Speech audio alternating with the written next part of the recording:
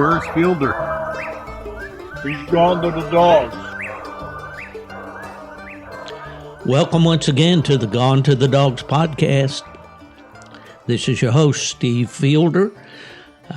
Mighty glad to be visiting with you again today.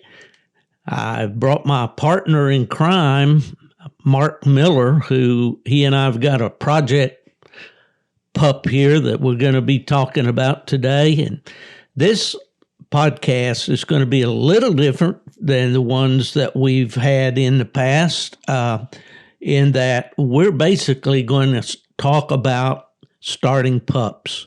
And but before we get into that, I want you to meet Mark, somebody that I haven't known all that long. Feel like I've known him all my life. He definitely is a coon hunter.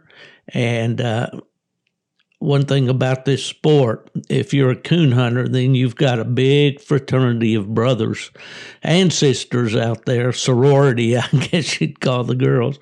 But at any rate, mighty pleased to have Mark Miller of Taylorsville, North Carolina, on the podcast today. Mark, how are you doing? I'm doing great, Steve. Well, that's good. Is it nice and balmy and cool there in the mountains of North Carolina today? It is already upper 70s, and this humidity's crazy here. Well, they laugh at me out at DU Supply. You know, I say I never talk about the weather, and then the first thing I do is talk about the weather. But, yeah, well, it's that. I don't know when the official dog days of summer. Do you ever hear that expression? Oh, I do, but I think they've already begun here because it's dry and just hot day and night. You just haven't had any rain, have you? No, we ain't had no rain in 2 weeks. Wow. Yeah. Well, typically here in Florida, here we are, we get in pretty deep in this weather, but typically here in Florida, we have those afternoon showers in the summertime. But really, we're dry here too. So it's kind of dry all over. Well, let's get on to this coon hunting thing and talking about these pups and all that. Before we do, give me just a little short rundown of who Mark Miller is. Tell me where you're from. You've already mentioned Taylorsville. Tell our listeners kind of where that is in state of North Carolina and anything about your family, the kind of work you do, and those kind of things. We'll get that out of the way and then get right to it. Okay, well, I was born and raised in a little town called Sawmills, North Carolina, which lays at the bottom from Lenore and Blowing Rock along the Blue Ridge Parkway. And I lived there about my whole life until I met my wife, and we got married. We've been married 22 years now. And we bought land, and that's how we ended up in Taylorsville. I see. So Taylorsville's kind of in the foothills, isn't it? Yes, it's on up towards, it sits at the foot of the Brushy Mountains, which goes in, over Wilkesboro and then back towards Boone, North Carolina, back towards the Blue Ridge Mountains again. Well, it's unfortunate that I didn't know you at the time that I had the cabin in Ashe County, because we wouldn't have been all that far apart. There, I had a cabin in a little place called Baldwin, which was between West Jefferson and Todd, North Carolina, which Todd is fairly close to Boone, and people know Boone for Appalachian State University and Blowing Rock. There's a big tourist area right nearby. Beautiful part of the country for sure. So what kind of work do you do, Mark? I have worked for Caldwell County Schools for 25 years now. I'm a school bus technician now. I see. You keep the buses rolling out there on the highways. Yep. I work like road calls, and I go to the schools and work in the parking lots on buses.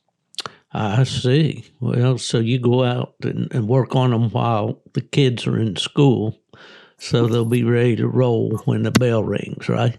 That's right. That bus has got to roll. That's right. Well, my brother was a school bus driver. He's retired now. He did that up in Tazewell County, Virginia for many years. So, all right. Well, okay. We always kind of go down this road with our guests, and we'll get into that a little bit with you. Your coon hunting experience. When did that start for you? I probably started coon hunting when I was about 13 years old. Neighbor guy used to go with him. He would drag me along. I always have loved dogs. Mm-hmm. And I went with him, and then I got introduced to some of the competition dogs I was probably about 14 and a half with I reckon he'd be a lifelong friend now, be Joe Wesson and the English dogs. And he got me into competition hunting. And I probably competition hunted when I was 15 years old back in the 80s. I see. Well, you got involved in it fairly early in the game then. Just a little bit step back to your biography. Did you grow up in town or in the country, or what was your growing up years like? Sawmills was just a little small town, and it's kind of just country, just farmland, and not much mountainy around here. We just hunted around here back then, but it was nowhere near as populated as everywhere it's become now. Yeah, that's amazing. I lived in Raleigh before when I retired from the AKC, and at that time they were saying about 100 people a day were moving into North Carolina, and I know that area there in eastern North Carolina was definitely growing. But that's a story everywhere we go. It's amazing here in Florida just how much new construction and all. And they say now that Florida is the third largest state in the country. And I can believe it. I'm looking at all these folks down here. But, well, what about those early coon hunts that you had and all? Is there any memories that you have about them, or kind of how describe how you got started out hunting there?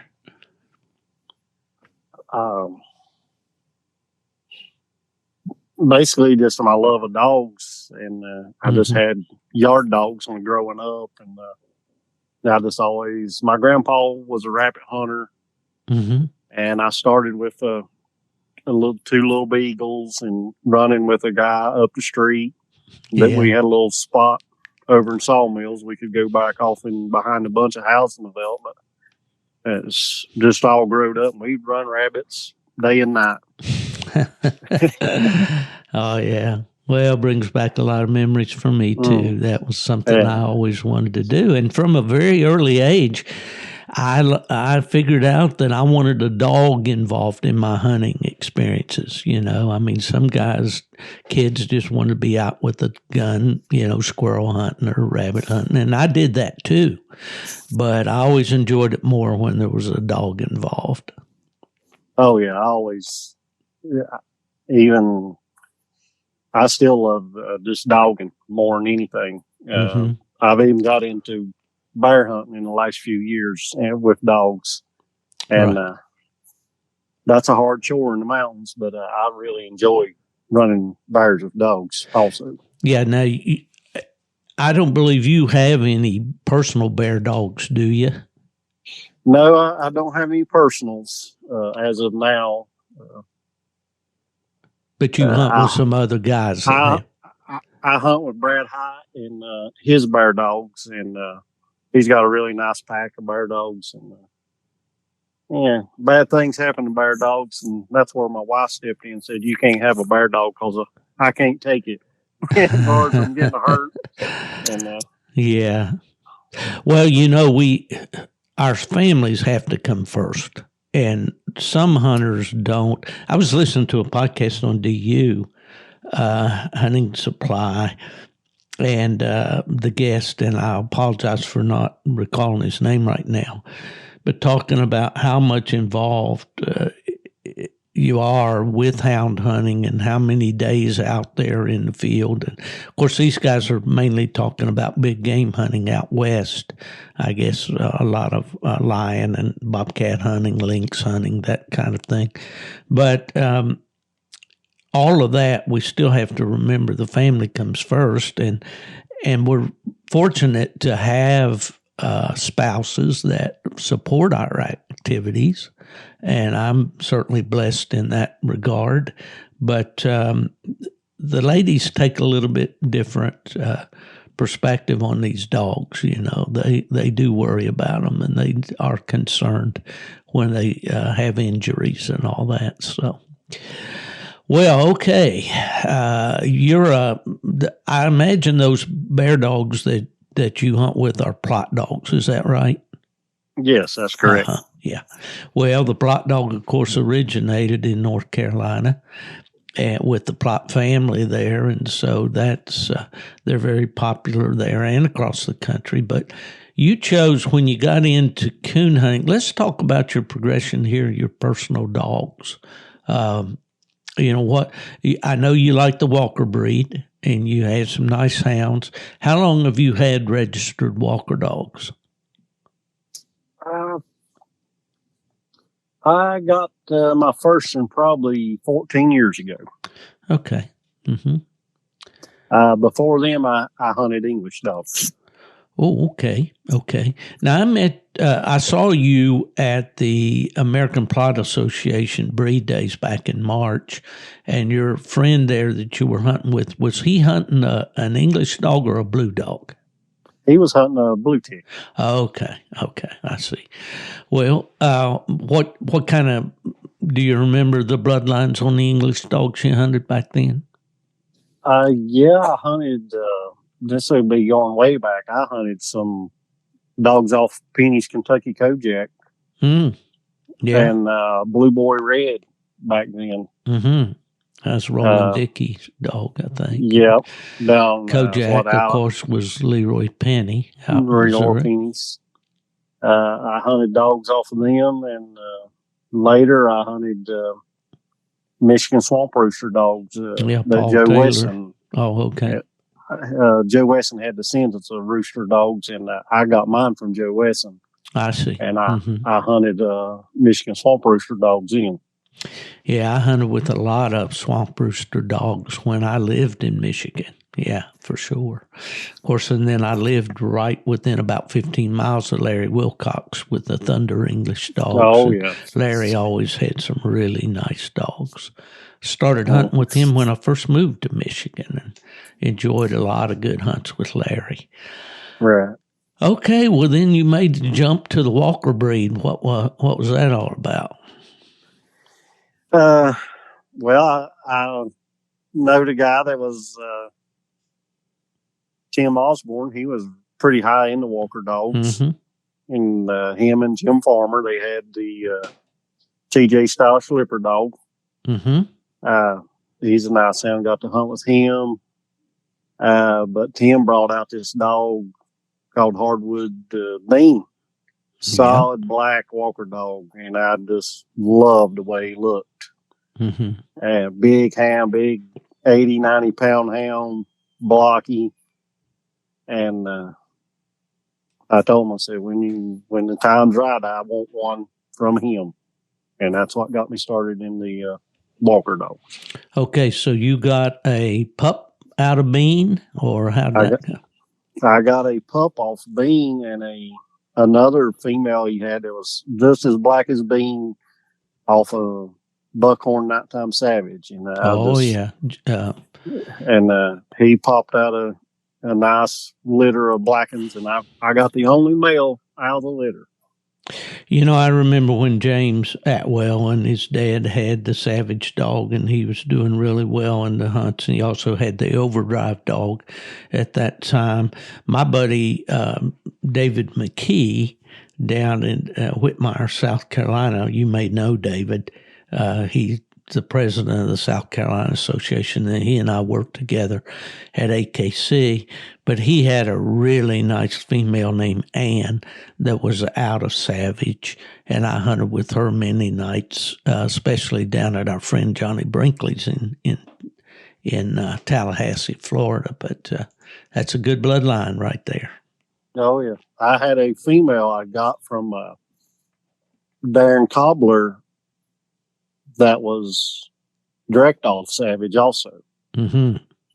And I bet they had nice mouths, didn't they? oh, she had a great mouth. I always get through the country, get gone. Mm. Actually, Darren owned Trackman's daddy, the nocturnal style dog. Oh, I see. And I got to hunt with him. Oh, okay. Yeah, out of Naylor. Yeah. Mm-hmm. Probably one of the nicest hounds I've ever seen in the woods. Now, where did he live? He lived in Spencer, Virginia, I think is what they call it. Okay. Mm-hmm. Just right across the North Carolina line into Virginia. I mean, you could drive back and forth within 5 minutes of North Carolina, Virginia, where he lived. I got you. So you take this dog out of Bean, and where we go from there?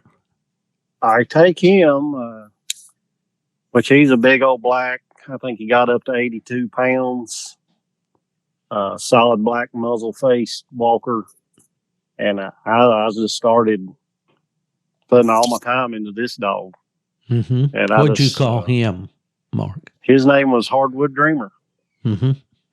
I pushed him with some other help, some other friends. Pushed him and got him to Nite Champion. I think I had him grand show at 8 months old. Mm-hmm.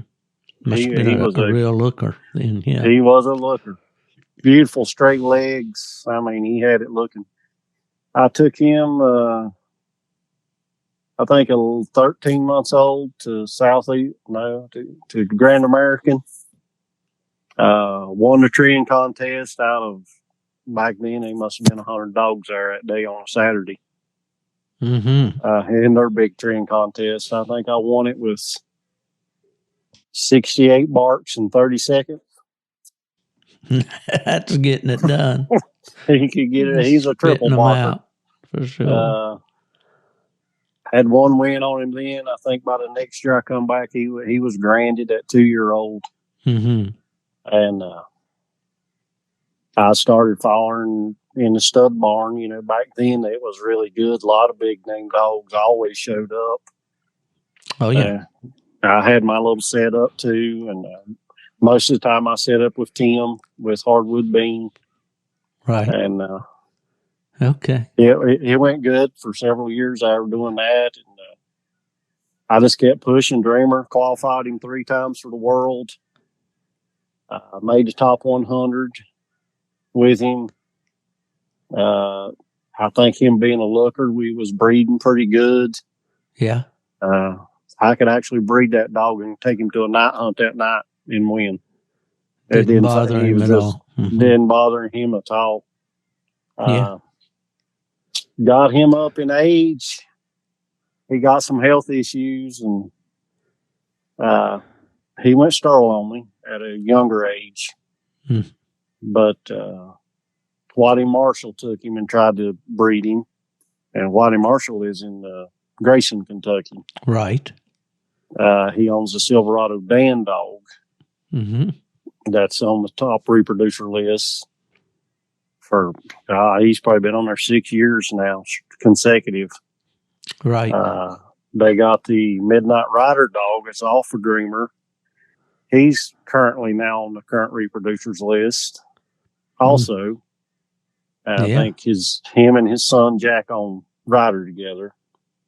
And while they had him up there, and we found out that he'd gone sterile on us, I brought him back home because he was wanting to breed. I had bred some of Whitey's females, and they really crossed good on the Silverado Dan blood. And we were going to do it again, and I didn't have nothing. Then I kind of laid back because the Dreamer got sick, took the heart out of me. Mm-hmm. And we used Dreamer's frozen 2 times. I had frozen semen on Dreamer. And we used it 2 times and got 2 litters of puppies. And when the puppies hit the ground, Dreamer went on the current reproducers list. How about that? Because, he wasn't too old not to be on there, but being active again put him on the current reproducers list. And we got after some other guys and some other pups, and we got Dreamer the number 2 current reproducer in the country. Wow, imagine that. And he stayed there until, 13. He aged off, and that was it.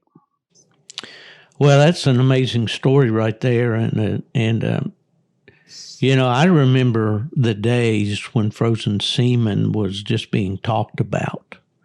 And we've talked about on this podcast before some of the first dogs that were, Randy Fralick down in Texas, a veterinarian down there and coon hunter, got involved with, they collected Spring Creek Rock and Lipper was collected and some of these dogs early on.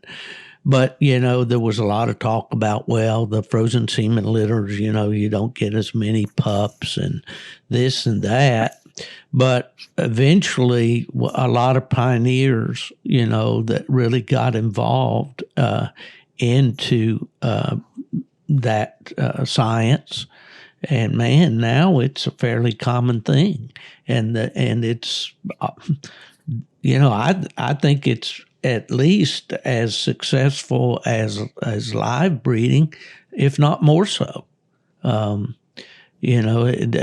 your thoughts on that?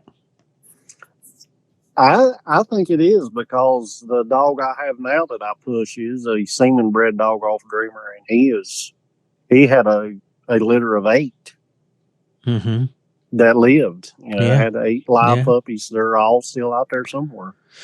Well, we're going to the pup we're going to talk about today is not even of the Walker breed, but I have, along with a partner up in Virginia, a TrackMan semen pup now, and so this, I believe, is going to be my first semen pup. But it's fairly common now, and especially with transportation costs and all that. I know back when I had a nice Walker female, I called her Stone Stylish Kelly. She was out of PKC World Champion Silver Dollar Stone, and at that time, the all-time money leader, Mill Creek Molly, and 2-time truck winner, et cetera. And Jerry Mall and I tried twice. The first time we tried frozen semen out of his socket dog that was off of Sackett Jr., and we didn't get any pups. In fact, I used a vet there in the town just south of Raleigh there. I can't think of, and that doctor's name escapes me too. I'm beginning to get old, Mark. And those names don't come as well, they come around, but it's kind of like a chipped tooth on a flywheel. But at any rate, the first attempt did not work. And I think that was probably a little bit of both dogs' fault there. But anyway, that being said, from that point on, now this Dreamer dog, I believe, did he produce the dog you're hunting now? Yes, sir, he did. And that's what actually got the fire going back again in me to start running dogs hard again. Yeah. Well, we're going to talk about him in just a minute, but I want to stay on script here just a little bit. And what did you immediately see some things you liked about the Walker breed over the English breed that made you stick with it, or was that just individual dogs, or what do you think?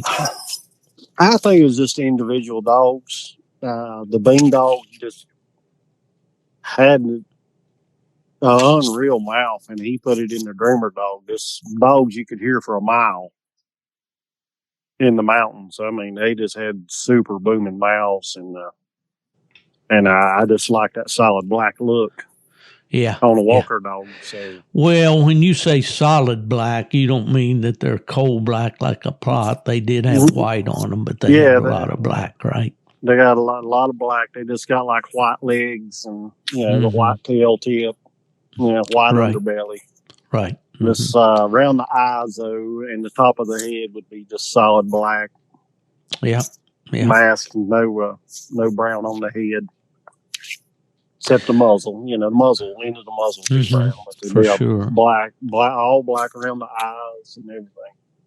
Well, I'd like to get into more of a discussion on those dogs and that background and where those traits came from and all that, but we'll have to save that for another day.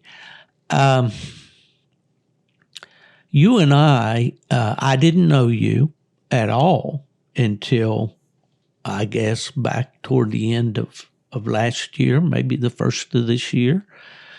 And it's kind of funny how we came to know each other was through Facebook, but as so many,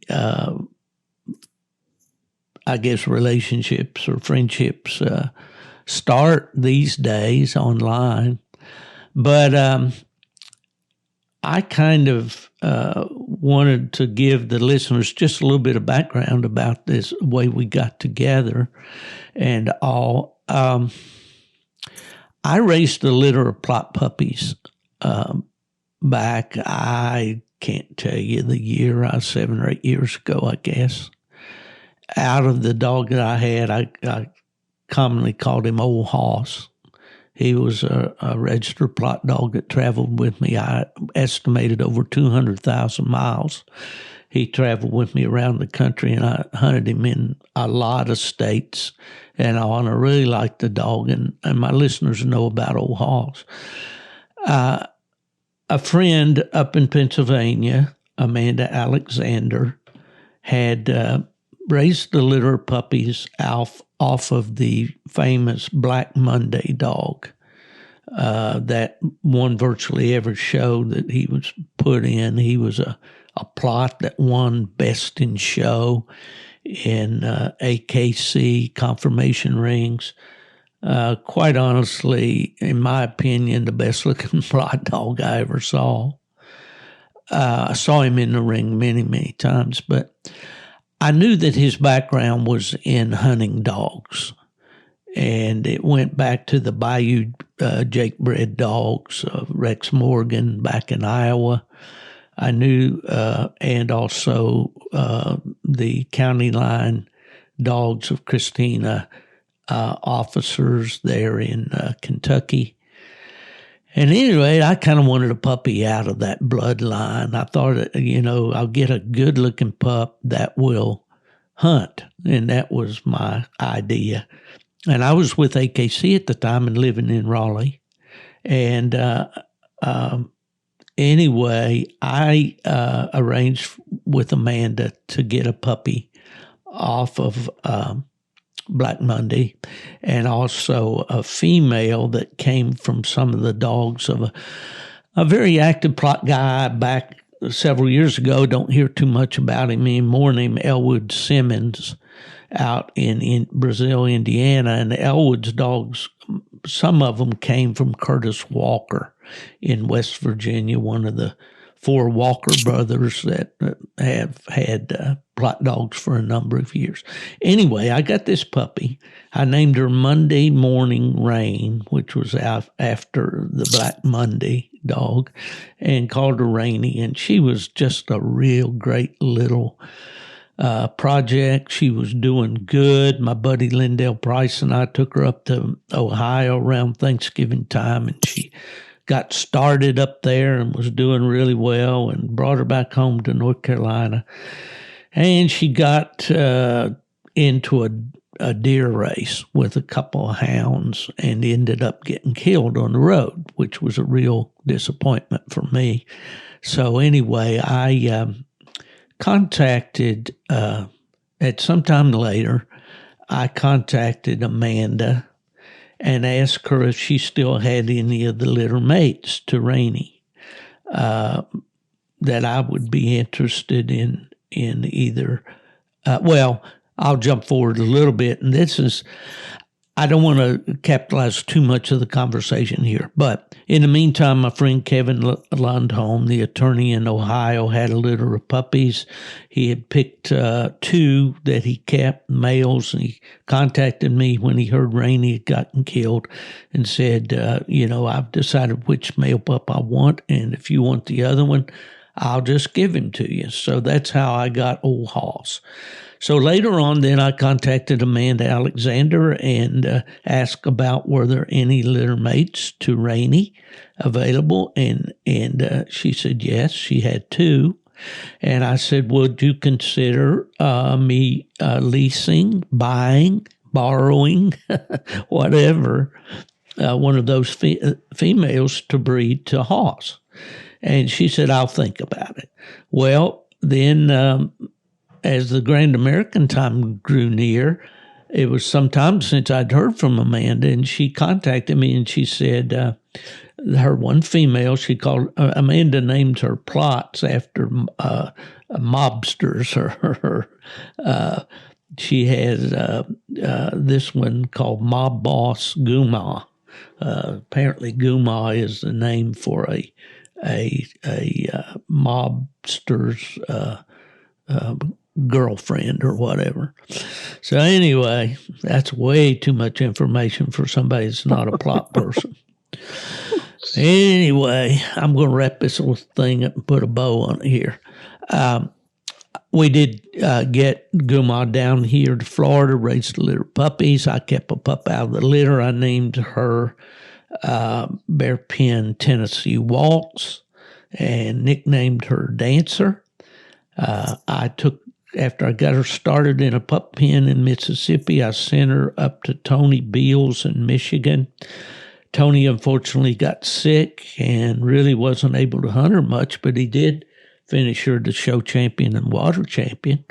And then as this illness that Tony is courageously fighting got more intense, he said, Steve, I've got to get rid of dogs. And so another friend that I haven't known all that long, Bill Scheninger up in Ohio, and I were talking, and I told him about Dancer, and he had won Plott Days last year with a dog called Saddle Up Lazarus. And Lazarus was a high-scoring dog, I guess, for 3 nights combined, won the Isaiah Kidd Award. And I'd been hearing good things about his puppies, so Bill expressed interest in getting Dancer, which he did, and he bred her to Lazarus. And when the puppies came after about 8 or 10 days or so, Dancer's stomach twisted, and she unfortunately died. So Bill's wife Cindy raised this litter of pups on a bottle, and Bill had kept one back from me, and he showed me the pictures of the males, and they were black-back, brindle-legged dogs, which I've had several of those down through the years that I liked real well. So that's how I got a puppy, and that's where Mark and I got to know each other, right? Right. Well, I went way around the barn to get back here. But the deal was, I said, man, I need somebody to help me start this pup, or I can't. Well, my situation in Florida is such that I just really can't do a dog justice down here. So I said, I need a partner on this pup. So I said, what am I going to do? Plott people are typically, they like to keep what they breed in their backyard. They're not too big on partnerships and such. So I put a post on Facebook. Do you remember that post, Mark? I do. Yeah. Well, and I said, basically I'm looking for a partner on this dog. I believe he's well-bred, and I believe he'll have a chance, but he's got to have somebody that can get it done. And I think if I remember correctly, I said, if you're the right guy and you can get the job done, we'll make you famous. And if not, we'll tell the world about that too, or I don't know, some crazy thing. But at any rate, I got I guess a message or an email. What was it about a Walker dog man with some good hounds? And we're going to talk about your dog, Crockett, here in just a minute. What was it attracted you to a Plott dog? Well, I think it was the looks again come into play of the bear dogs we were hunting. I was like,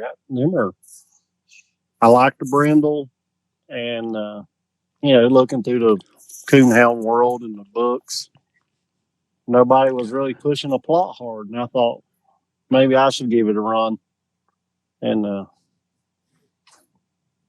how I got to meet you was through another big dog pusher, was Keith and Andy Emery.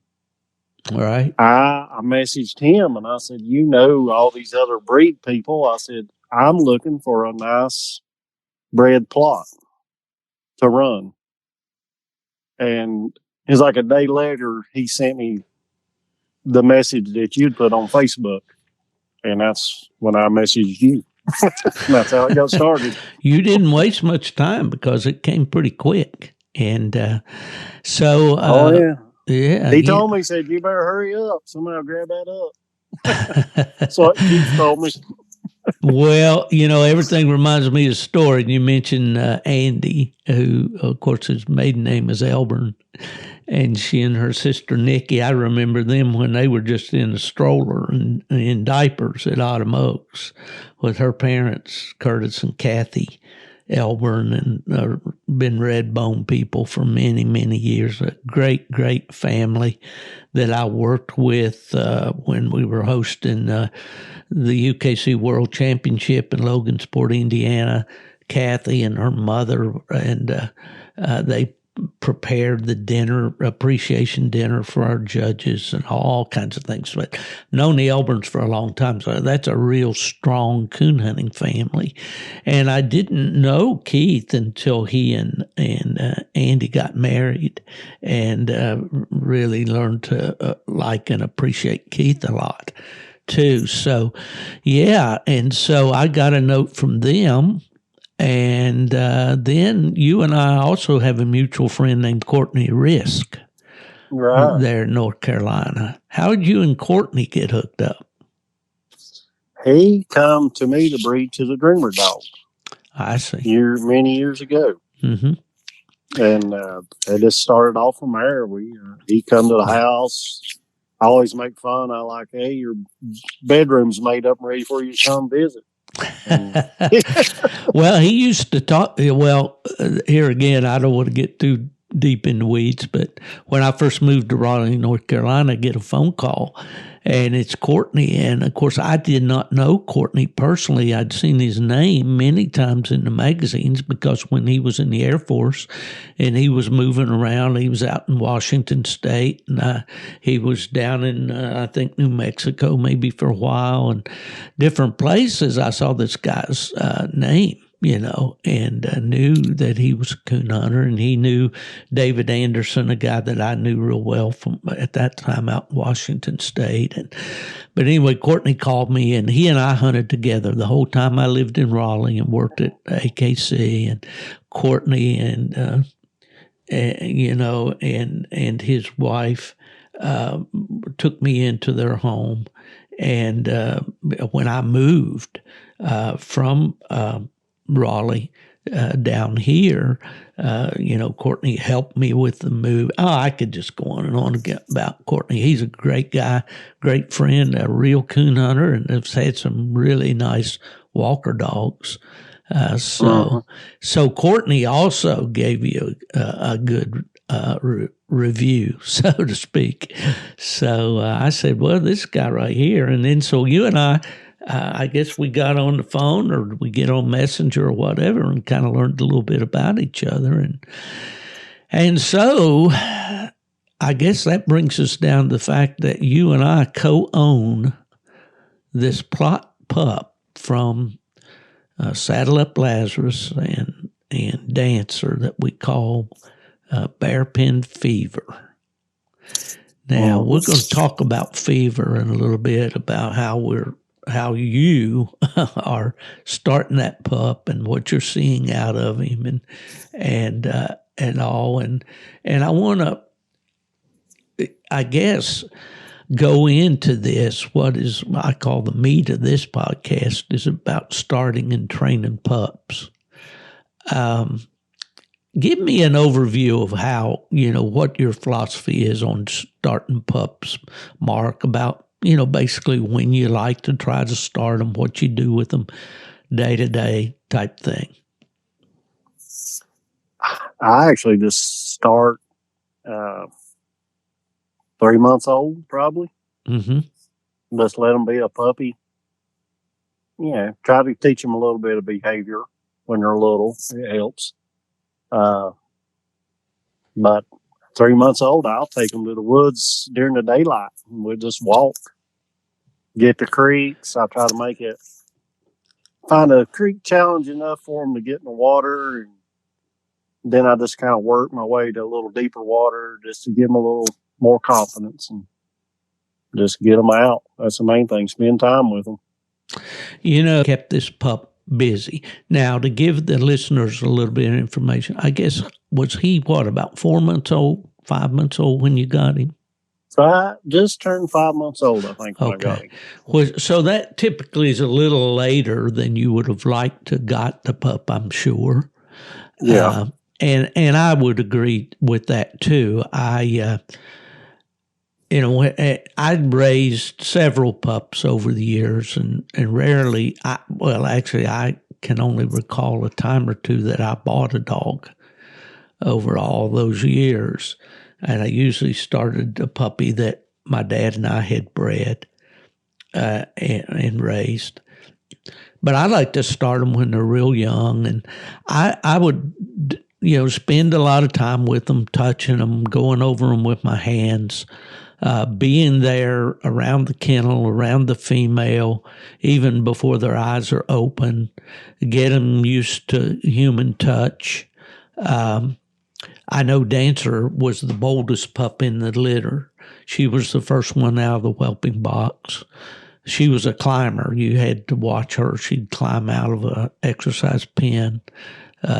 Would jump up in the fork of a tree. I knew that was going to be problems down the road because we really don't want to encourage dogs to climb, especially coon dogs. And I would do little things like little scent exercises with my pups. I'd take a hot dog, and I'd just cut it up in little medallions, about a half inch pieces, and let that pup out there just walking around the yard, and I'd toss a piece of hot dog down and just walk that way. And he'd be there smelling around. He'd find that thing, and then, there's one there. There must be another one. So I'd toss another one a little farther out, let him go find that one, and then another one. Then maybe I might take that and rub it up on the side of the tree a little bit. And then later on, I'd take it and kind of rub it along the edge of my tailgate on the truck and let them get to smelling up there on the tailgate and getting up, just little things. And I don't think there's any set thing that you can do with a pup like that. I know my buddy Nubbin Moore, he likes to take a coontail on a fishing rod. And when the pup's real little in the pen, he'll take that. And I know my other friend that hunts with me at the White River every year, Morris Hardy, out in Mississippi, I saw him doing the same thing with pups last fall. Just take that coontail and just kind of dangle it and run it back and forth and get those puppies chasing after it and barking at that, Just little things that help them to express themselves and use their nose a little bit. You have any thoughts about any of that kind of thing? Oh yeah, I'm like you. When they're young like that, I'll put little treats down, maybe a little handful of dog food, throw a few kernels out, and let them just watch them work. You make them, you got to use that nose to find what you want, and Yeah, I doing know. that and Yeah. just getting them out, walking, letting them Hmm. smell everything. Take them deep in the woods and just sit down on a bucket. Sometimes I do, and just let them go. Hmm. Sit there and watch them. I know what I used to do is take them for walks like that in the woods, and I'd try to hide from them and let them find me. And usually Yeah. I'm talking maybe just one pup at a time. Occasionally might have a couple, but it's always easier, I think, to work with one puppy because you take out that play aspect. Oh yeah. You know, Absolutely. Yeah, one dog at a time.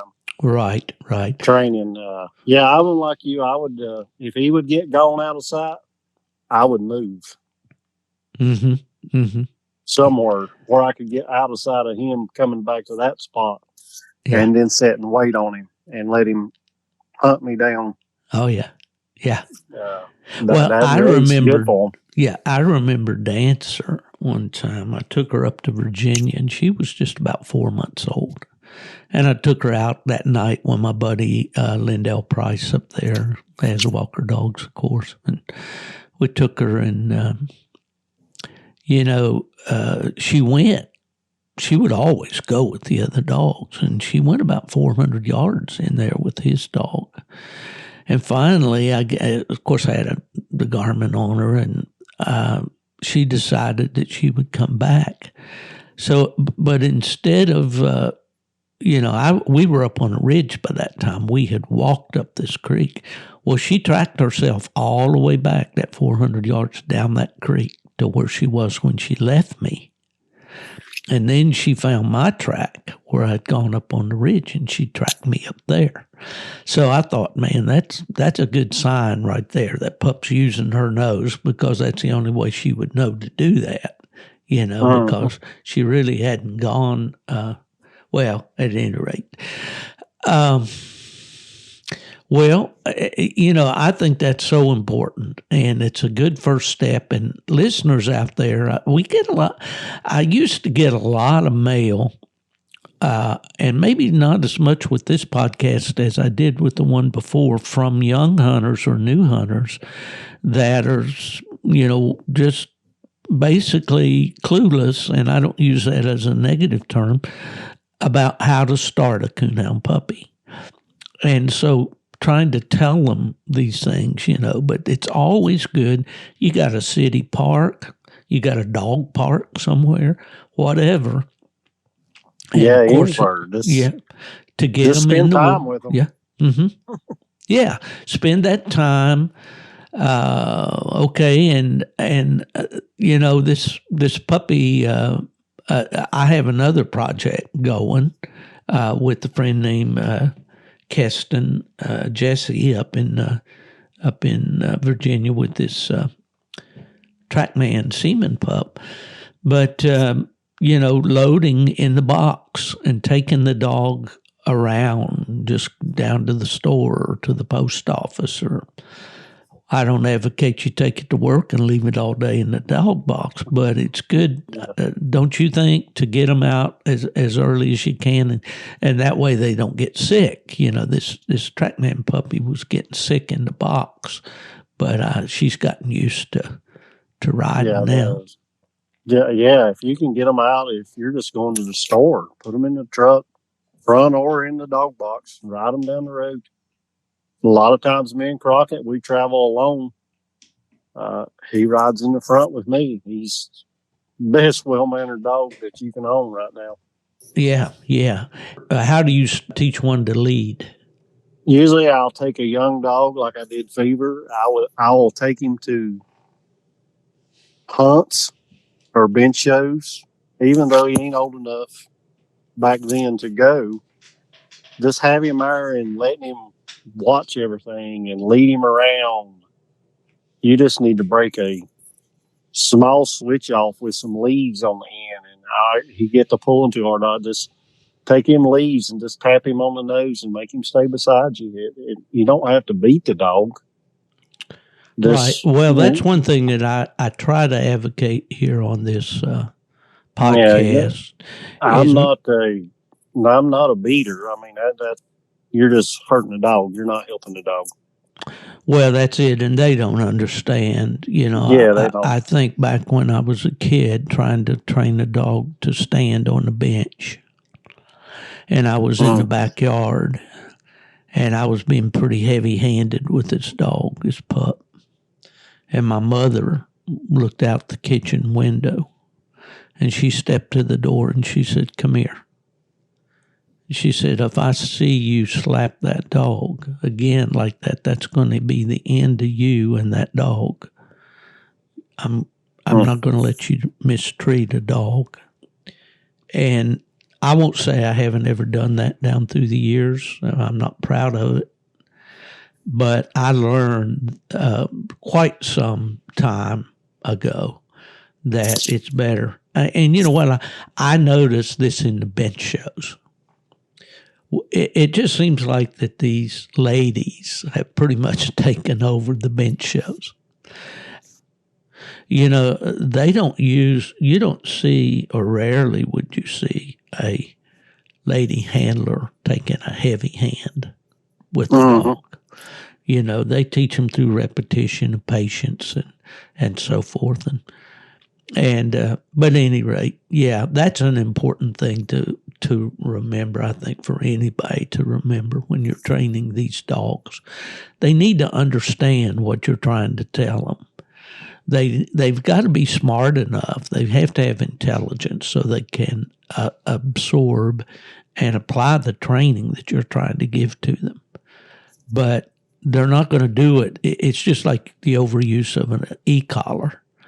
You know, you put that dog in a mode where his mind's just totally blown. He can't think. How clear would you be thinking if you took a hold of an electric fence?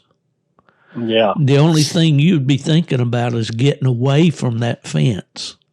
You wouldn't be thinking, well, now if I hadn't have taken my hand down my pocket and put it up here on this fence and all, you know, that's what I did wrong, so I won't do that anymore. No, you're not thinking about anything but get away from it because it hurts, you know.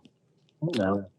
And in the later years in your dog training, a guy told me one time that your dog is just like a person, and all he's wanting is your affection, to loyalty to you. So later, you know, as far as Crockett, I don't shoot coons out to Crockett. There's no need. All he wants to do is please me, and me rewarding him is just patting him up good on a tree and really getting him going. And that's all he wants. Because, I mean, he's a 3-year-old dog, and last year he had one coon shot out to him. And I didn't even shoot it out to him. It's somebody else because their dogs was there. So he wouldn't even had a coon shot out to him last year if it wasn't for that time. But well, I think that definitely dispels the myth, but some people have that you got to kill a lot of coons too, these dogs, and I think that's a big mistake. And I think most hunters have grasped onto that. They understand that it really causes more problems than it solves, you know. Well, okay, let's talk about, that's a great segue into talking about your Crockett dog. I want to talk about him, and you've got this dog. He's, what is he, 3 years old now? He's 3 years old now. Okay. And he's a Grand Nite Champion 2. Is that right? Yeah, okay. That's right. And did he make the Grand Show Champion 2 yet? He needs one more to be Grand Show Champion 2 and one more to be HTX 2. I see. Okay. Tell us about him, where, you know, his breeding. I assume you bred him yourself, didn't you? Whitey Marshall bred my Okay. frozen to one of his females up in Kentucky off Silverado Dan female. Okay. And I told him, I said, yeah, go ahead. Let's use one and see what happens. So we had 8 pups. I still had an old dog, and I was kind of like, I don't know. I'm not.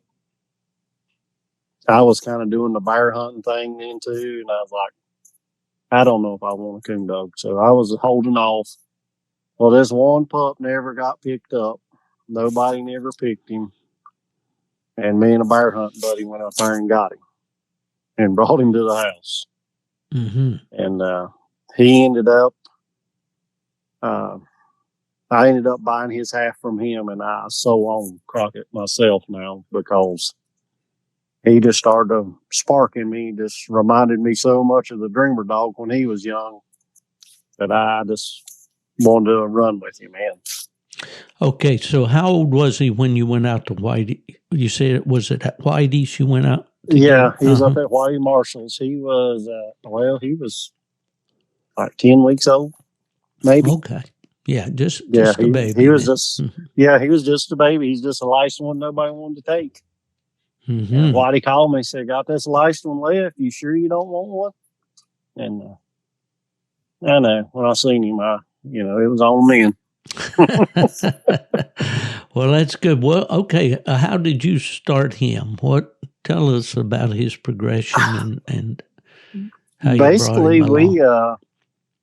I would take him. We had young bear dog puppies, and they were up in the mountains below Blowing Rock in the off the parkway there, and I would take him up there, and then we'd go on these long hikes, and he would just run with them young bear dog puppies. They were about the same age Mm-hmm. and the same size, so they just got in the woods and run through the creeks, and I just kept walking them and letting him grow up. Kept him in the house most of the time, just letting him be part of us. Mm-hmm. And it just calmed him to where he could come in the house and lay on the blanket and be like a house dog if he wanted to be. Mm-hmm. That's intelligence there, and also the temperament that's, you see some dogs are bred so hyper and there's so much energy, and it manifests itself in a lot of ways. Some of them never shut up. Some of them, go to the bathroom right in front of the gate and jump up and down in it all day. And then there's those other dogs that just seem to understand, okay, I'm in the kennel here, it's time to shut down, lay around, be lazy until the guy comes with the feed bowl or whatever, or he's wearing a light and it's time to go to the woods. They get fired up then. I think a lot of that's in the intelligence and in the genetics of a pup. That makes him, either calm or hyper. Do you believe that? I do, because he acts just like the Dreamer dog did. Just calm, sits around, don't say nothing. Just, like I say, when we go to the vet, he rides in the front with me. And he just sits over there and don't, some dogs just all over the cab of the truck, you can't ride them in the front. Yeah. Well, let's talk about Crockett a little bit. I mean, how was he from you got him, say, at about 10 weeks old? How did he progress? How did he act and all? He just had great common sense, I believe. He just calm, wasn't kennel crazy when he was out there. Bring him in the house, he was fine. But he was a little hesitant on coon. Okay. I just say you just need to let the pup be a pup until 10 months or something. Anyway, mm-hmm. Yeah, and I think we all have that ceiling there that we think, well, if by 10 months I'd like to see him doing this or that, or by a year old I'd like to see him doing that, this or that. And we talk about how when I was a kid or a young hunter, most hunters didn't even worry about a dog till he's 2 years old. The way pups are bred today and all, they're going to be showing you something before that time. But I would say, just as a rule of thumb, if the pup's a year old and not showing any improvement or any indication that he wants to hunt or fight game or tree game, you may have a problem there. But I wouldn't be at all worried up until that point, although we all love those early starting pups, I'm sure. Well, okay, so about what age did you start taking Crockett to the woods? Steve, he was about 8 months old before he would mess with a coon. And then I started hunting him with I have a senior dog. He's pretty old. He's also a hardwood dreamer. I call him Dream Chaser. He's also a dual grand. He was about 9 years old when I started putting Crockett with him. So he wasn't a fast hound at that age, but it was good for him to teach Crockett to run a track because he was a big mouth opening dog, give a lot of mouth on the ground to let Crockett hear him and get him going, get him on the right track. Good broke hounds also is a key thing if you're going to hunt a pup. Make sure you're hunting him with a broke dog, not something out there running deer or off game. But after I got him opening a little bit on the ground, I would take a coon and just cut it in an open field and let him see what he was really chasing and run it across the open field. And when it went up a tree, you can do this day or night. At nighttime, we both can see what's going on. And that would give Crockett the idea, well, this animal runs across the ground and climbs trees. And that's where I bring in the treeing asset of the coon hunting thing is let them see a coon climb a tree. Watch it go up, hold him back till the coon goes up, and let the dog go, and let him watch the coon climb. And that just, to me, seems like that builds a fire in them. An open field race to a tree line and the dog right behind it and it hits a tree, then they know this is what this animal does. This is what I've got to do. Yeah, I think with pups, there's a lot of monkey see, monkey do. They really do. And when you were talking about hunting Crockett with an older dog and all, I think so many. I don't want to point a finger at people that are doing this because they may not have access to another dog.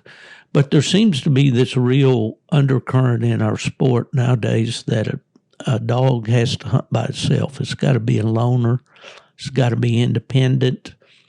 So there's a lot of people that are trying to start coonhound puppies just on their own without any help from another dog. Now, my friend up in Virginia, Keston, has a real nice pup out of the Cooney Valley pack dog, a power pack bred dog of Sean Burden's, and a Lone Pine female from Randy Smith. That's where he got the pup. And he is still training the dog, of course, but basically this pup is going to be a year old next month. And he's keeping track, and he's already treated about 30 raccoons by himself, hunting around dairy farms. But, and Keston basically just started taking the dog to the woods, just like we're talking about. He was out there many, many nights before the pup ever did anything. At first he would walk along with him, then he'd start venturing out a little more. And all. And then, I remember when he called me to tell me the pup had treated his first coon and all. Well, you can do that. You can start a pup like that. But I think it's better to start a pup with a good, straight, honest coon dog. Do you? I do. It can be done both ways. It just takes more time and more footwork if you're going to train them by themselves. I think an older dog will give them somebody to go deeper with, and it'll give them more confidence to be out there with another dog. Right. It just takes longer if he's just by himself to want to wander out 400 or 500 yards on his own as a young dog. I think an older dog helps a young dog learn it to get going and get, 400 or 500 yards or however far you like for them to get. But after they get trained, I do like to hunt mine by themselves. I think that does help them also. Once they get where they'll run tree a coon, there ain't nothing wrong with hunting them by themselves to give them their own confidence in themselves. Right. Well, I agree with that too, wholeheartedly. And I guess always that when I started pups, I had, I went through all the stages that we've talked about today about taking them out by themselves, walking them through the woods, letting them get across creeks, through fences, all that sort of thing. But then, as they get big enough to keep up, and I think that's kind of key there, is that they don't, if they've got go to them and they want to, they're going to develop some bad habits sometimes if you take them too young. They're going to, going to run dog tracks, for instance, and we already touched on the fact of not taking those puppies with another pup, learning. And just like a kid in school, they'd have recess for 6 or 7 hours if they could. But no learning takes place that way. All right, okay. So then Crockett just basically he developed at a what you would call a normal pace. Yeah, he was a normal pace dog. He picked it up once he got 10, 11 months old. He really picked it up quick then, but he was just slow getting there. Mm-hmm. I think just a couple days over his first birthday, I put him in a hunt and put second place on him. Wow. Yeah. And that's just like his daddy. His daddy went to a hunt, I think, on his birthday, and I placed him second also. Well, Mark, besides Crockett, I know that you have a couple of other Walker dogs. Tell me a little bit about them. Okay, Steve, I have one I call Tree Singing Dixie, which is a full litter mate to Crockett that was passed down to me. She's already a Grand Show champion. She will run and tree a coon. I just hadn't put her in the hunts because I spend all my time titling Crockett. I have another one. He is a 11-year-old dog. He's also a direct son of Hardwood Dreamer. He's a Grand Nite Champion also. He's out of a Nighttime Savage female I used to own. Mm-hmm. He's still got good health, doing great. He ain't just slowing down now. I got you. Well, that's the thing about these dogs. They just don't live long enough. And that window that we get to have them and really, when they, it's always, to me, it's fun to start them as pups and see them. That's the most exciting time for me. But then it's equally exciting, when they do get into being a finished or nearly finished dog. up around that 3-year-old mark and all, that they start making some noise in competition, and that's always a fun time with them too. Well, I know you're a walker man, but here you are. You've got this. What is he now? 8 months. Doing well, I think. Well, that's what kind of brought us together. If he never makes anything, I'll be glad for that, because I've enjoyed your friendship and getting to know you. You have some experience hunting Plott dogs, mainly bear hunting, and I think you mentioned that already, that you kind of enjoyed hunting bears with the Plott dogs. Do you see any differences at this age, say at eight months old, between the Plott dog and the walker dogs that you've started? Is there a comparison you could make there with them at all? With this Plott dog, he is actually above average, is getting started early in my book. I think he's right up there with some of the best I've had of getting started early.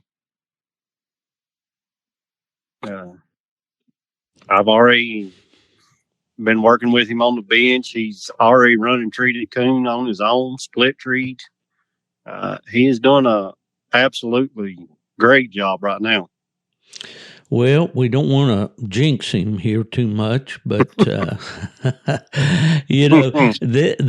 this thing is falling right in place for me, because my idea when Bill Scheniger told me that he had this puppy, and it became a special pup to me because it was a grandson of old Hoss, and it gave me an opportunity. And then when we lost Dancer, it just made him all that more important. I remember Dancer so well as a puppy, and she was just so full of it. She was just the most venturesome, bold puppy. My wife told me at the time, she says, I really don't care which one of these pups you keep as long as it's not her. Says she's into everything. And lo and behold, that's what happened. But anyway, that's another story. But it was just special to me to be able to get this pup. And now it's working out just the way I'd envisioned it, in that I'm getting these reports from you and these videos, and you've been great to give me feedback, information on the pup, that it's allowing me to be involved, with the dog at an age here, and especially living where I do, that I wouldn't have been able to do. So I'm really appreciative of that. So you think, as in terms of the puppies that you worked with in the past, he's average or above average for his age? Oh yeah, he's probably above average for picking up stuff and being very bold. He's definitely taken after Dancer because he is into everything. Is that right? I think he thinks his name is right now. Pups, and that's one thing that I've said before on podcasts, and you can't say it enough, I guess. You got to be patient if you're going to work with pups, because they're going to do things that are going to get on your last nerve sometimes. And well, absolutely. Yeah, and mostly trying to keep pups around like I do here, when I do have a pup, is the chewing factor. Does he like to chew? No, he hasn't. Really, most of them will go for the water bowl and tear it up, but he's left it alone pretty good. He slides his feed pan around, but it's metal. He can't hurt it, but he's not bad on the chewing. He's just everything outside the kennel, because, he's got I can open his kennel and he's got a lot to run in. And now outside that lot, he likes to get into the water hose, anything laying on the ground.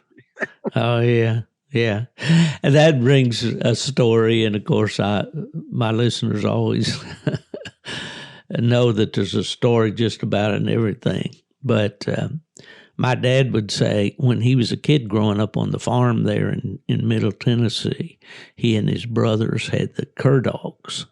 And you need to go out and look. You've left a jacket or a sweater or something out down at the barn or somewhere around because old Pat or old Mike are not here. And they'd go and look, and whatever they dropped, that cur dog, one or the other of them, would be laying there on that piece of clothing, And I don't know I guess they just knew that, hey, this belongs to the boys. I guess we better lay here and protect it. Of course, those cur dogs back in that day is kind of like old Yeller, I guess. They were everything. They herd and guard and of course hunt. I was kind of envious as my dad would tell me those stories about growing up as a kid that I didn't live on a farm and have dogs like that, because they could just whistle them up a dark and head for the woods. The woods were all around. They didn't ever drive anywhere to go hunting. Didn't even have a car. My grandfather was legally blind. All he had was a team of mules and a wagon. And, of course, my dad was born in 1920, so, that was a different time. But, I always, the Plott dog, I always called him the utility dog of the Southern Appalachians. He did kind of fit that old Yeller mold. Of being a kind of a frontier dog, and maybe a little more than the other dogs. All of our coonhound breeds kind of trace their roots back to the hounds that came from England and France, except the Plott dog, and he came from Germany originally. So it made him a little different, I guess. And maybe I've got or Ella has this miniature dachshund. He really crashed the miniature barrier. He's, I think it can only be 11 pounds and still be considered a miniature. So he's about 14 pounds at 8 months old. But I see that intelligence. I also see some stubbornness, And do you see any stubbornness in this pup?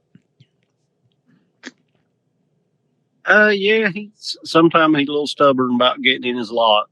Once I let him run, he wants to go. He's got what I like about him. I can put feed in his pan, and he'll go stand at the gate to want to go get in the truck instead of eat. So I like that in a dog.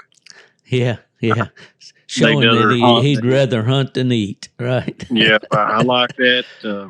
I got Crockett's the same way. He does goes and eat. Well, I usually like to swim my dog. Did the old drink like a retrieving toy, just in case he didn't bring it back. I didn't have to go swim for it. But this Plott, I did that with him like one or two times, and he ain't had the rope on the toy again. It's like first time I throwed it, he went and got it and brought it right back to me, and it's been like that ever since. He's just picks up really quick. Yeah, well, I noticed that in the videos that you're showing me. Now, traditionally, the Plott is a good water dog. They seem to take the water really well. And down through the years, there's been a lot of good Plott swim race dogs. In fact, Fever's mother, Dancer, made her championship in what UKC water races before Tony got sick, and that kind of put, the stop to that. But and of course she's gone now. But I think maybe that just from watching him and the way he swims with that his body low in the water and basically like alligator, not much more than his nose sticking out of the water when he comes across that pond. He's a natural swimmer, isn't he? Yes, he does very well, and I like doing it. As far as puppy training, it just builds so much muscle in a dog, and I think that's how he can keep up with the older dogs already. He's just got so much muscle from the swimming. It's just made him fast. Well, I know that that's been one of the ways that people, even show enthusiasts, have built muscle in their dogs is by swimming them. In typical ways, if you don't have a water race pond and a cage coon or anything, which you haven't done that yet with Fever, have you? Actually had him swim across a water race pond with a lure in front of him. I have not, but we're probably going to try that this weekend. I see.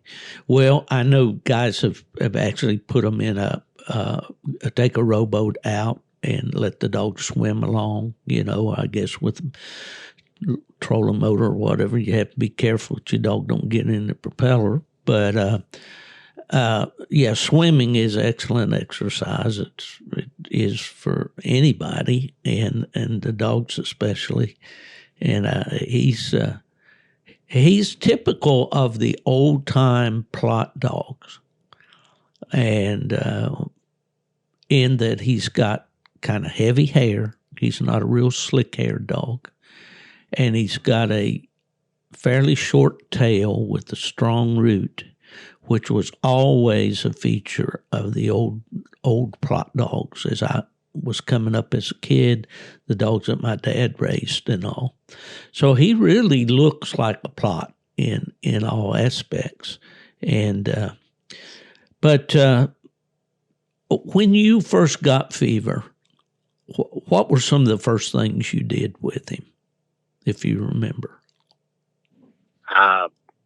First thing I did was I took him to the woods and found a good crossing, a couple creeks crossing him, go up each little finger of the creek, just let him work, play.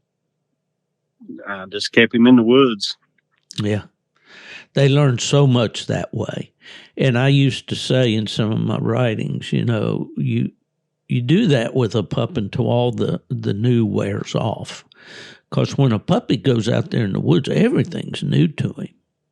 And we've talked about this on podcasts before. A dog's nose is an amazing thing. And the example, you walk in a room, you hear the wife's got hamburgers on frying in the skillet. Well, a dog doesn't only smell the hamburger; he smells the lettuce, the tomato, the mustard, the pickles.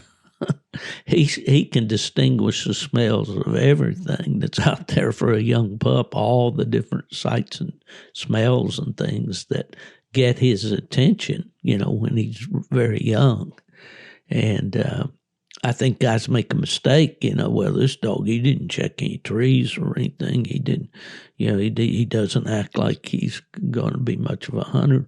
Well, he's learning, Did you, Fever was fairly quick study in that regard, though, wasn't he? Yeah, he's very quick on picking up the scent, and any off game, a place I drive up's full of rabbits, but he never wants to get down and trail the rabbits. He shoots on through the field and gets in the woods, like he already knows what he's supposed to be hunting. Yeah, he's been really fun to see from a distance here. And I guess, what we hope to achieve with this podcast today, Mark, is to give people, first of all, if they're training a puppy, just give them something to go by. There's so many people now that are getting coonhound puppies and haven't had the benefit of growing up in the sport or having, mentors or whatever to help them. So, all of this, the hound is going to use his nose. That's going to be his number one tool, in his toolbox if he's going to make a coonhound, is knowing how to use that nose. And virtually everything he does is going to be linked to to that, his ability to figure out scent trails and figure out which way they go and all that. What was the first time that Fever actually kind of went with the dogs, or maybe opened on track, or something that kind of was a little bit of a milestone as far as encouraging you that he might make a dog? I think he was about getting close to 7. He's probably still 6 months old, and I took him, and pretty good place to get on the coon, and he'd fired in there pretty deep with Crockett, and I was like, well, that's pretty good. And he got in there with him, and then he just opened with him. I was like blown away that he's already opening, and we hadn't been to the woods that many times together. Mm-hmm. And just after that, up on the brushy mountains, I cut him with Crockett. He always works good with his nose, and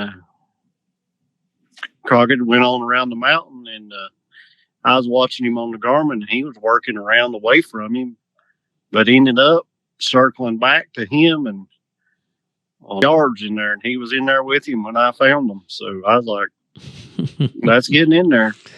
Yeah, that's always encouraging, when you see a pup with ambition, And I'm going to have to get my buddy Keston Jesse on here and talk about this Trackman Seaman pup that we have. And, of course, she, hasn't had the start that Fever has as far as the time, the woods time and all that and the time behind a good hound, the way that Fever has, but not trying to really compare them, but they are the same age within a day, and it'd be kind of neat to see how that's going.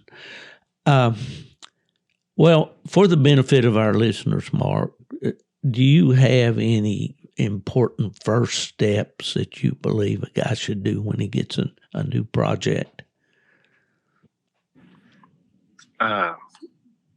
My number one thing is keep them healthy. If they're not healthy, they can't perform. Good dog food, flea and tick medications. You got to keep them healthy if you want them to run up front. And I always spend time with them. Yeah. There was the old adage, you call it, maybe from the mountains or from in this sport at all. You shouldn't pet a hunting dog. You shouldn't, you'll spoil them. They won't hunt for you. And to that, in that regard, I can remember some experiences back over the years when a dog, especially a young dog, would get spoiled, and you could move that dog to a new owner and he'd take right off. But I don't think so much with these pups now. I always spend a lot of time with the pup, and I don't think, that it makes them want to hang with me when we go to the woods. What's your thoughts on that? I agree. It's like my dogs, I know 2 of them I got now. If they go to someone else's house, they won't hardly hunt for them. But when they come to me, you can tell they're back home. Mm-hmm. I reckon I spoil them a little bit too much, but they handle for me and perform for me.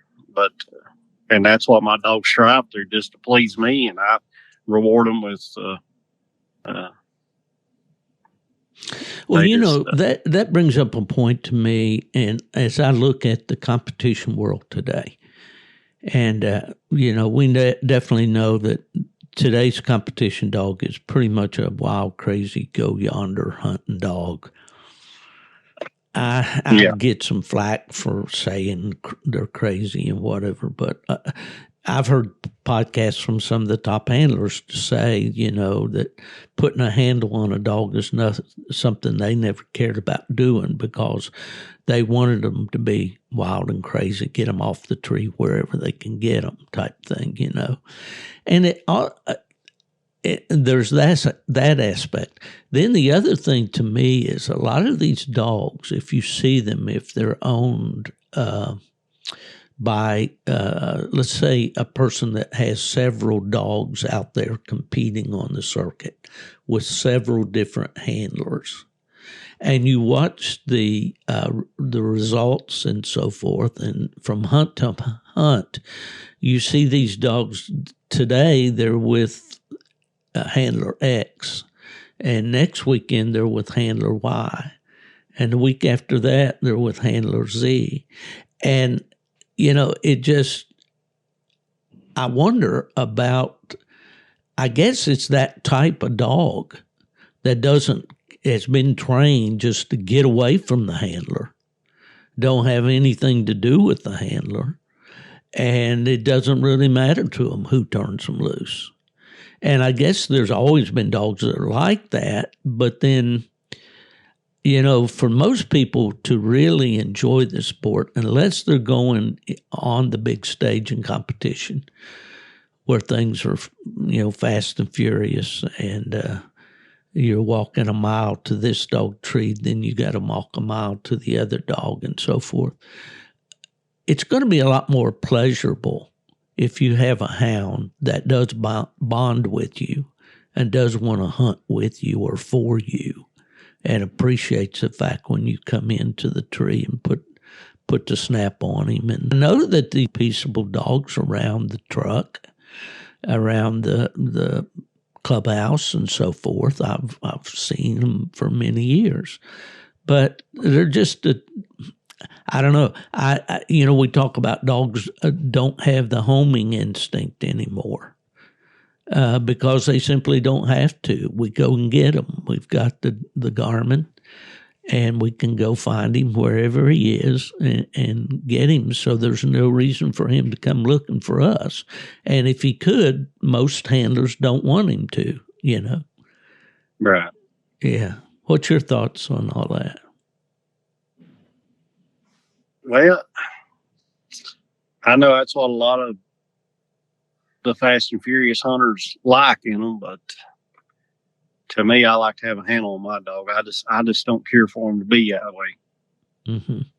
And my dog performs, great the way I've done him. And I've been out there, I've qualified him 3 times or 2 times for the world and 3 times for the tournament champions now. So I just don't like that type of dog. Yeah, yeah. Well, I've always had dogs that would go hunting, even in the flatlands of Michigan. But up there, you've got a lot of coon. And so you usually don't have to go that far to strike one. But some nights you do. And, I've made those mile walks to my dog's tree. Thankfully, it was flat country. And I could probably get out of the field and walk down a road most of the way and then cut in to the woods, But I never preferred that wild and crazy hunting style. I much, sometimes these dogs out-hunt their mouth, and then, that doesn't help you at all. But what would be your advice? You said you put them in the woods, you spend time with them. Beyond that, when they get a new pup, what should they do?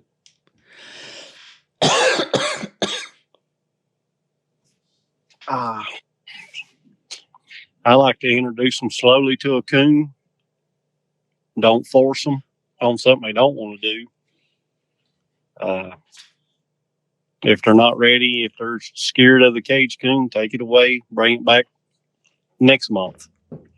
And my favorite thing to do on a young pup, first seeing a coon, if he'll bark at it, is take him open field, daylight, and let him have a sight race. And then that gives them an idea. Well, he runs across the ground, goes up a tree. If he'll tree on it, that's to go pet him up, show him that that's what he's supposed to do. Just take your time with them. Don't push them. I've had a dog over a year old. I think she was getting close to a year old, and I had her in the woods and another dog. This is back when I hunted English, and that the one he was about the same age as the one in our tree, and she was scratching up the leaves and laying down taking a nap while he was treed. And I thought, well, that's going to be a house dog or a pet because she ain't going to make it. I ended up making her a night champion before I did the other one. Yeah, you bring up a good point there, Mark, about these dogs. Sometimes that switch doesn't come on when we want it to. And, I think about one of the former guests that I had on the podcast, Billy Dwyer from down in Louisiana. And he's starting a pup.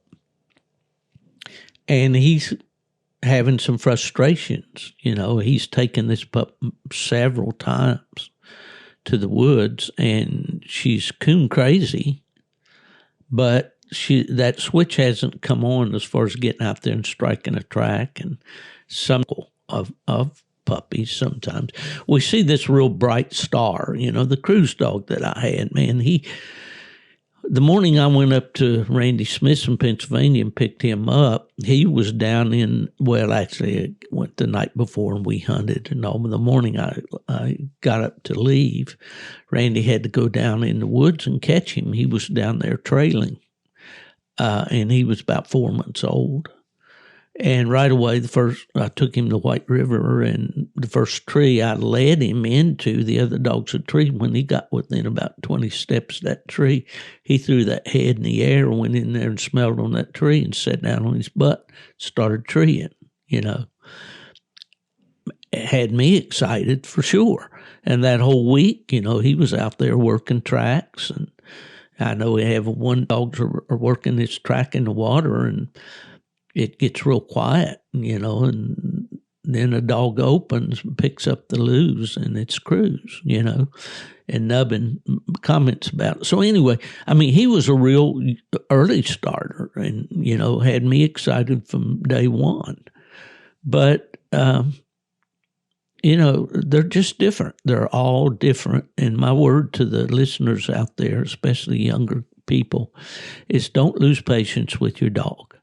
Mark, I think you're a great example of how you need to spend time with the dog, keep it busy. You're swimming the dog.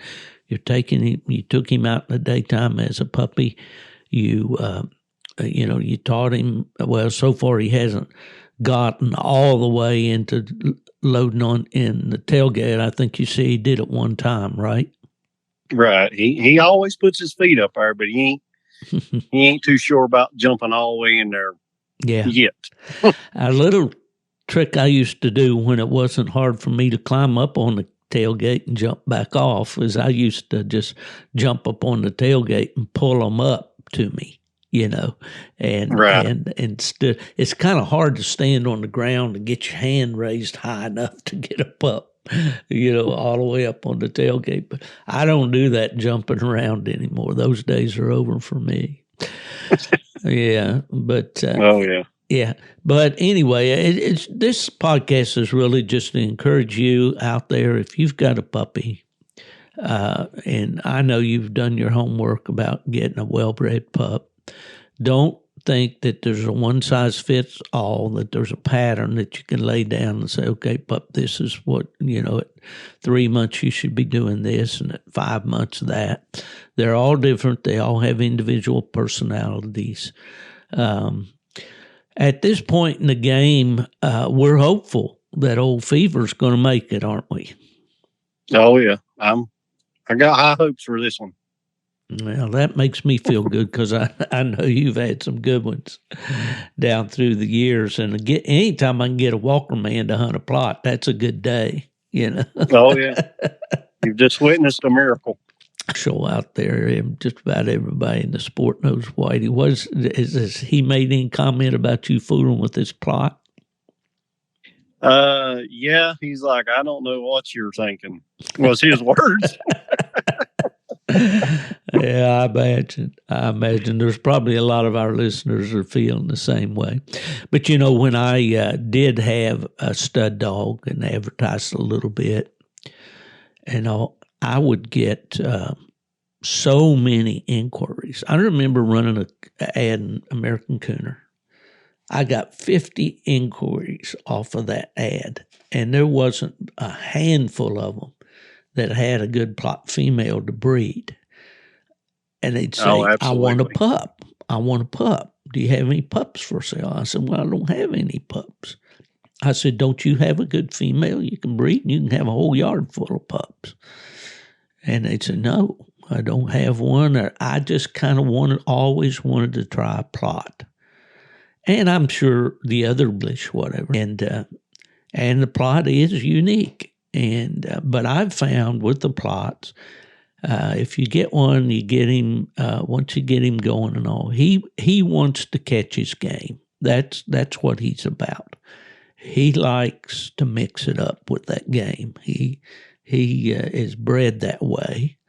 And although I have had some that weren't all that gritty, but most of the time they are. But they're just a nice dog. They make a good companion dog. Sometimes they can be a little bit of a one-man dog.